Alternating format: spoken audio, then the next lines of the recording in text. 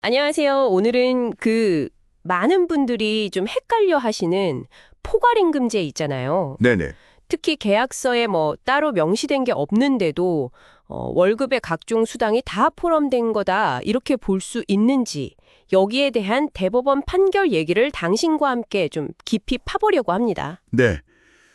혹시 월급 명세서 보면서 내 야근 수당은 휴일 근무 수당은 어디 갔지? 뭐 이런 생각 해보신 적 있으시죠? 그렇죠. 그런 경우들 있죠. 네. 이 판결이 되게 중요한 기준을 딱 제시하니까요. 당신 상황에도 적용될 만한 포인트를 한번 찾아보시면 좋겠습니다. 네, 맞습니다. 이 판결이 임금 계산 방식, 그중에서도 이제 말로 딱 정하진 않았지만 소위 묵시적 합의로 포괄임금 계약이 인정될 수 있냐, 여기에 대한 법원의 좀 엄격한 기준을 보여주는 사례거든요. 아, 묵시적 합의? 핵심은 그거예요. 그냥 월급 총액이 얼마다 이렇게 정해져 있다고 해서 당연히 뭐 연장, 야간 수당 다 포함된 거다 이렇게 쉽게 봐서는 안 된다는 거죠. 법원이 근로자 보호를 위해서 상당히 좀 신중하게 접근합니다. 네. 그럼 우선 그 포괄임금제, 이게 뭔지부터 간단하게 한번 짚어볼까요? 네, 그러시죠. 그러니까 기본급 외에 뭐 연장 근로나 야간, 휴일 근로 이런 거 있잖아요. 네, 초과 근무 수당들이요. 맞아요. 그런 수당을 그때그때 계산하는 게 아니라 그냥 미리 월급이나 일당에 아예 포함시켜서 지급하는 방식. 이가 맞죠. 네, 정확합니다. 미리 정해서 주는 거죠. 근데 이게 계약서에 명확하게 이건 포괄임금 방식입니다. 이렇게 딱 적혀 있지 않으면 여기서부터 좀 복잡해지는군요. 그렇죠. 계약서에 명시가 돼 있으면 뭐 비교적 명확한데 그렇지 않을 때가 문제죠. 그때는 이게 진짜 포괄임금 약정이 성립한 건지 판단하려면 여러 요소를 다 봐야 합니다. 여러 요소라면 구체적으로 어떤 것들을 보나요? 예를 들면 근로시간이나 근무 형태가 어떤지, 또 하는 업무 성격상 수당 계산이 정말로 좀 어려운 건지, 아니면 뭐 회사의 단체 협약이나 취업 규칙은 어떻게 되어 있는지, 또 비슷한 다른 회사들, 그러니까 동종업계 관행은 어떤지 이런 것들을 다 종합적으로 따져봐야 한다는 겁니다. 아, 단순히 그냥 고정된 월급을 줬다. 이것만으로는 안 된다는 거네요? 네, 그것만으론 부족하죠. 근데 만약에 계약서에도 없고 뭐 취업규칙 같은 데도 포괄임금이란 말 자체가 아예 없어요. 근데 회사는 우리 회사는 원래 다 이렇게 해왔다.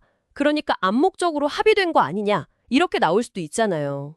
이게 바로 그 묵시적 합의 문제겠네요. 바로 그 지점입니다.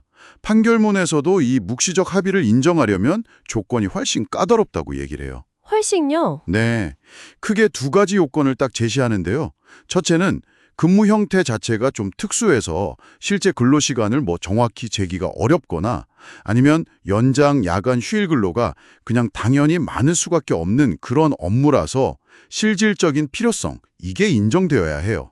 실질적인 필요성. 네, 그냥 계산하기 편하자고 하는 거 이런 이유만으로는 안 되고요. 객관적으로 이럴 수밖에 없구나 하는 필요성이 입증되어야 하는 거죠. 그냥 편의상이 아니라 정말 그럴 만한 이유가 있어야 한다. 알겠습니다. 그럼 또 다른 조건은 뭐죠? 두 번째는요. 근로자에게 불이익이 없어야 한다는 점입니다. 이게 중요해요. 불이익이 없어야 한다. 네, 그러니까 지급된 임금 총액이 법적으로 계산했을 때 받아야 할 모든 수당이 있잖아요. 그걸 다 합친 금액이랑 비교해도 뭐 부족하지 않고 괜찮고 또 이런 상황을 봤을 때 근로자도 그래 추가 수당은 안 받는 걸로 하자 이렇게 합의했다고 볼 만한 그런 객관적인 사정이 또 있어야 한다는 거예요. 와, 그건 어떻게 판단하죠? 그러니까 명시적으로 뭐 계약서에 쓴 건 아니지만 사실상 수당을 안 주기로 합의했다고 볼 만한 어떤 강력한 정황 증거 이런 게 필요하다는 거죠. 그만큼 근로자의 권리를 함부로 제한해서는 안 된다. 뭐 이런 취지가 강하게 깔려 있는 겁니다. 그렇군요.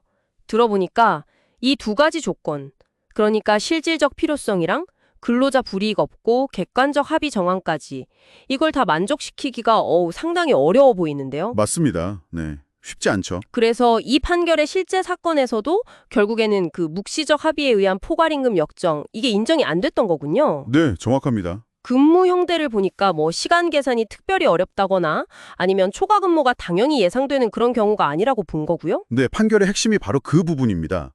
법원은 구체적인 상황을 아주 면밀히 검토해서 근무 형태의 어떤 특수성이나 객관적인 합의 정황 이런 거 없이 그냥 단순히 고정급을 지급했다.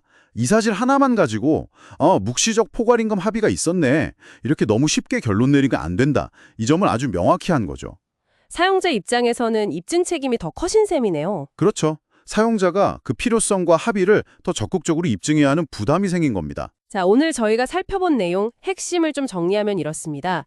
계약서에 명시적으로 쓰여 있지 않은 묵시적 포괄임금 약정이라는 건요, 법원에서 진짜 거의 인정받기 어렵다는 겁니다. 네, 매우 제한적이죠. 법원이 사실상 아주 높은 벽을 세워둔 셈이에요. 그래서 고용주가 왜 그런 방식이 꼭 필요했고, 또 그게 근로자에게 전혀 불리하지 않았다는 것을 아주 객관적으로 증명해내도록 요구하고 있는 거죠. 맞습니다. 그렇다면 이 모든 내용이 당신에게 시사하는 바는 뭘까요? 바로 당신의 근로계약서 내용, 그리고 실제 급여가 어떻게 지급되고 있는지 이걸 다시 한번 좀 꼼꼼히 확인해 볼 필요가 있다는 겁니다. 혹시 내가 받아야 할 수당을 못 받고 있는 건 아닌지 체크해 볼 계기가 될 수 있겠죠? 네, 마지막으로 당신께 질문 하나를 던져보고 싶습니다. 오늘 저희가 이야기 나눈 이 대법원 판결 기준에 비추어 볼 때 당신의 임금 지급 방식은 계약서상으로나 혹은 실제 운영면에서 얼마나 명확하게 정의되어 있다고 생각하시나요? 혹시라도 좀 애매하거나 모호한 부분이 있다면 불필요한 오해를 줄이고 또 사용자와 근로자 양측 모두의 권리를 제대로 지키기 위해서 어떤 점을 좀 확인하고 명확히 해두는 것이 좋을지 한 번쯤 생각해 보시는 건 어떨까 싶습니다.